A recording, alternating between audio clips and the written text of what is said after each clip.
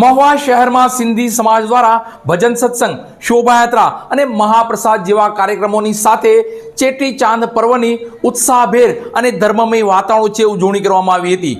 તો મહિલા મંડળ દ્વારા મહાઆરતીનું પણ ભવ્ય આયોજન કરવામાં આવ્યું હતું. મહુવા શહેરમાં સિંધી સમાજ દ્વારા ભજન, સત્સંગ, શોભાયાત્રા અને પ્રસાદ સાથે ચેટી ચાંદ પર્વની ધર્મમય વાતાવરણ વચ્ચે ઉજવણી કરવામાં આવી હતી. ચેટી એટલે ચૈત્ર અને ચંદ એટલે ચંદ્ર. ચૈત્રી મહિનાની ચંદ્ર તિથિએ સિંધી સમાજ દ્વારા પરંપરાગત રીતે નૂતન વર્ષની ઉજવણી કરવામાં આવી હતી. આ ઉજવણી અંતર્ગત વિવિધ કાર્યક્રમોના પણ આયોજન કરવામાં આવ્યા હતા. તારીખ 10/4/2024 બુધવારના રોજ આ ચેટીચાંદ પર્વની ઉજવણી અંતર્ગત સવારે 9 કલાકે જ્યોત પ્રાગટ્ય તથા સત્સંગ યોજાયો હતો અને બાદ ધર્મમય વાતાવરણ વચ્ચે આસ્થા સાથે બાઇક રેલીનું ભવ્ય આયોજન કરવામાં આવ્યું હતું. સવારે 10 કલાકે શ્રી સુખો કુણકો પ્રસાદીનું આયોજન થયું હતું. સવારે 11 કલાકે સિંધી સમાજના તેજસ્વી વિદ્યાર્થીઓ અને જેઓએ ઉચ્ચ અભ્યાસ કર્યો હોય, ડિગ્રી મેળવી હોય તેઓનું સન્માન કરવામાં આવ્યું હતું.